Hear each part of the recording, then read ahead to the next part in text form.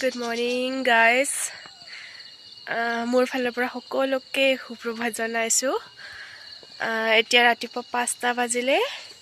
আজি সোনকালে শুই উঠিলো, ভাবিলো অকমান ব্যায়াম কৰি আহো বুলি। সদায় ভাবো অকমান ব্যায়াম কৰিম বুলি, এনেওতো ব্যায়াম কৰিলে শৰীৰৰ বাবে ভালেই।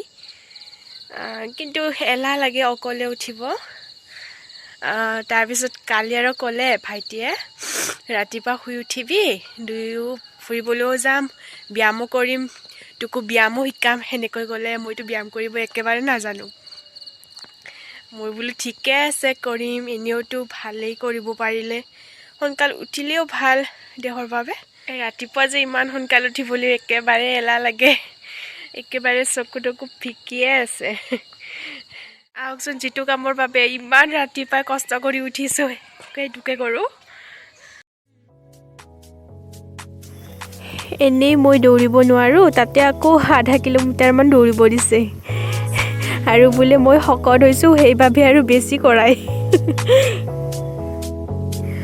বাপৰে, এই উশাহটোৱে ল'ব পৰা নাই, ইমান কষ্ট হয়। ফাৰ্ষ্ট দৌৰিছোঁ নহয় আজি। বাপৰে, আহিয়ে আৰু জাম্প কৰিবলৈ দিছে 50 বাৰকৈ। ইমান কষ্ট হয়, তথাপিও কৰিছোঁ আৰু নিজৰ শৰীৰটোৰ বাবে।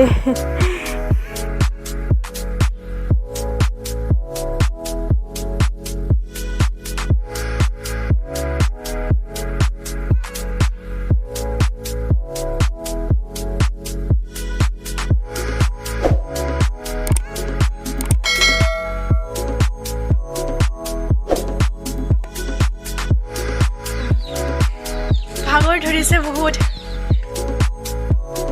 এইটো ব্যায়াম কৰিলে বোলে বডি ষ্ট্ৰেচ হয়। মোৰ ব্যায়ামবোৰ দেখি আপোনালোকে আৰু নাহাঁহিব দিয়ক। আজি প্ৰথমবাৰ কৰিছোঁ বাবে মোৰ ব্যায়ামবোৰ একেবাৰে ঠিক নহয়।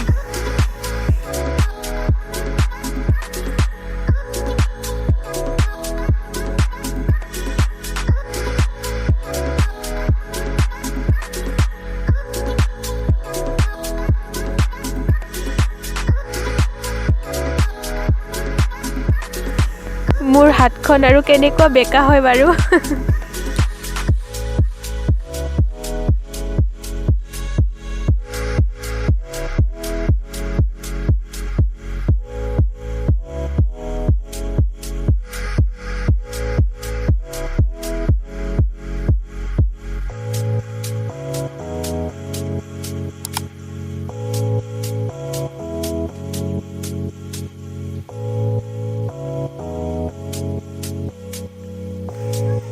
এইটো ব্যায়াম কৰোঁতে বহুত কষ্ট হৈছে, হাতখন ইমান বিষাইছে।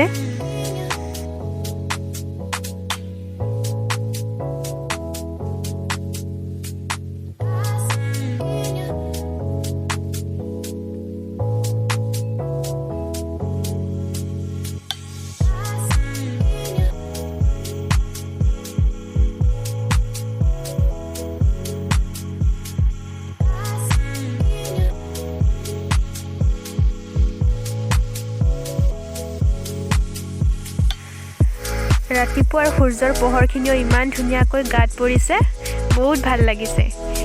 এনেওতো ৰাতিপুৱাৰ সূৰ্যৰ পোহৰখিনি আমাৰ দেহৰ বাবে বহুত উপকাৰীয়ে হয়।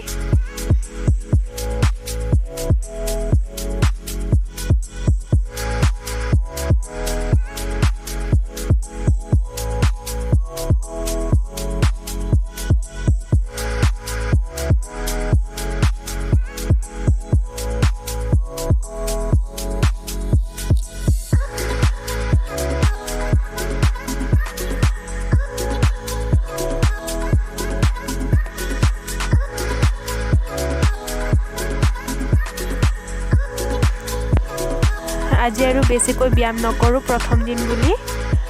যদি মোৰ ভিডিঅ'টো আপোনালোকৰ ভাল লাগিছে তেতিয়া লাইক কৰিব, কমেণ্ট কৰিব আৰু চেনেলটো প্লিজ ছাবস্ক্ৰাইব কৰি দিব।